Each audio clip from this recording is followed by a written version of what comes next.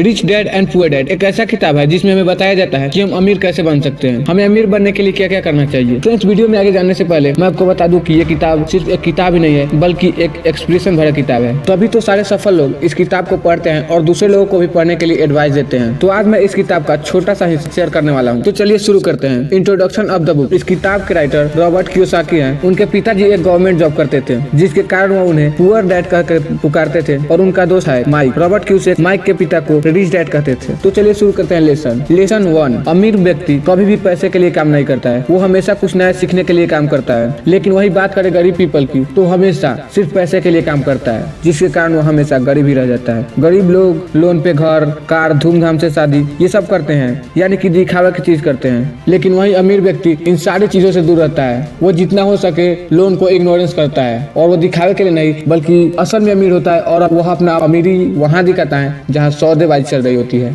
Lesson 2। अमीर बनने के लिए फाइनेंशियल एजुकेशन सबसे जरूरी है, लेकिन हमारे स्कूल कॉलेज में सिर्फ एक बात सिखाया जाता है कि अच्छे से पढ़ो, खूब मन लगा के पढ़ो, ढेर सारी डिग्रियां लो और एक जॉब करो। और यही हमारी सबसे बड़ी गलती होती है कि हम जॉब के चक्कर में लग जाते हैं और अपने जिंदगी को बर्बाद कर लेते हैं। यदि आपको जीवन में अमीर बनना है या अमीर बनना चाहते हैं तो जॉब कभी मत कीजिएगा। और अगर बैकग्राउंड अच्छा नहीं है या किसी कारणवश करते भी है तो साइड वर्क जरूर कीजिएगा। साइड वर्क मतलब अपने जॉब टाइम से हटकर कुछ extra work. Now assets and liabilities. चलिए जानते हैं कि एसेट्स और लायबिलिटीज क्या होता है। एसेट्स उसे कहते हैं जो हमारे पॉकेट में पैसा डालती है, यानी कि आपको पैसा देती है। फॉर एग्जाम्पल, यदि आपने लोन पे एक बहुत बड़ा बिल्डिंग खरीदा जिसमें बहुत सारे कमरे हैं और आपने उन सभी कमरे को रेंट पर दे दिया, जिसके कारण अब वो रेंट वाले आपको पैसे दे रहे हैं, तब इसे एसेट्स कहते हैं। अब बात करते हैं लायबिलिटीज की।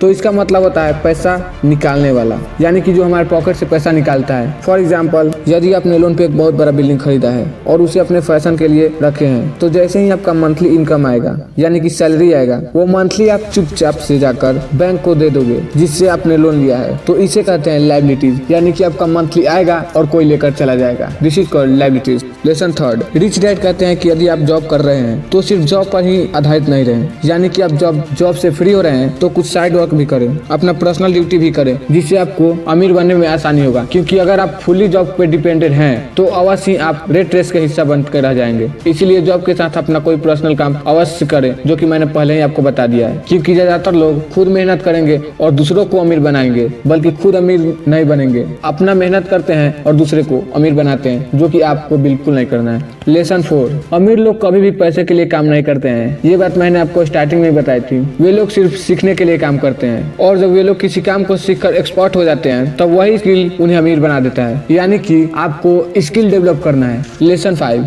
बहुत लोग अमीर बनना चाहते हैं, उनके सामने बहुत सारे बाधाएं आती है जिन्हें वो पार नहीं कर पाते हैं। तो इस लेसन में हम लोग बात करेंगे कि उन बाधाओं से कैसे पार किया जाए। तो चलिए उस 5 बाधा के बारे में बात करते हैं। First, fear. बहुत लोग थोड़ा सा अमीर हो भी जाते हैं तो वे अपने पैसा को कहीं भी इन्वेस्ट नहीं करते हैं, क्योंकि उन्हें डर रहता है कि मैं फिर से कहीं गरीब ना बन जाऊं, और यही कारण है कि वह गरीब के गरीब ही रह जाते हैं। Second, doubt. बहुत लोग को ये डाउट होता है कि मैं जिस फील्ड में पैसा इन्वेस्ट कर रहा हूँ, क्या मैं उस फील्ड में कुछ अचीव कर पाऊंगा या नहीं। इसी कारण से वे जितना धनी रहते हैं उतना ही लिमिटेड रह जाते हैं, आगे नहीं बढ़ पाते हैं। Third, laziness. कई बार क्या होता है कि बहुत लोग एक बार में सफल नहीं हो पाते हैं तो वो सेकंड टाइम ट्राई भी नहीं करते हैं। उन्हें लगता है कि अब मुझे ये नहीं हो पाएगा, यानी कि उनमें लेजीनेस आ जाती है और वे वहीं के वहीं रह जाते हैं। तो आपको लेजी नहीं बनना है। Fourth, bad habit. इस किताब में बताया गया है कि लोग के पास पैसा होने के बावजूद भी वे समय पर बिल पे नहीं करते हैं, स्टाइल में ज्यादा इन्वेस्ट करते हैं और स्टॉक में कुछ भी नहीं रखते हैं। तो ये सारी बैड हैबिट्स जो हमें बैक ले जाती है, उन हैबिट्स को खत्म करना है।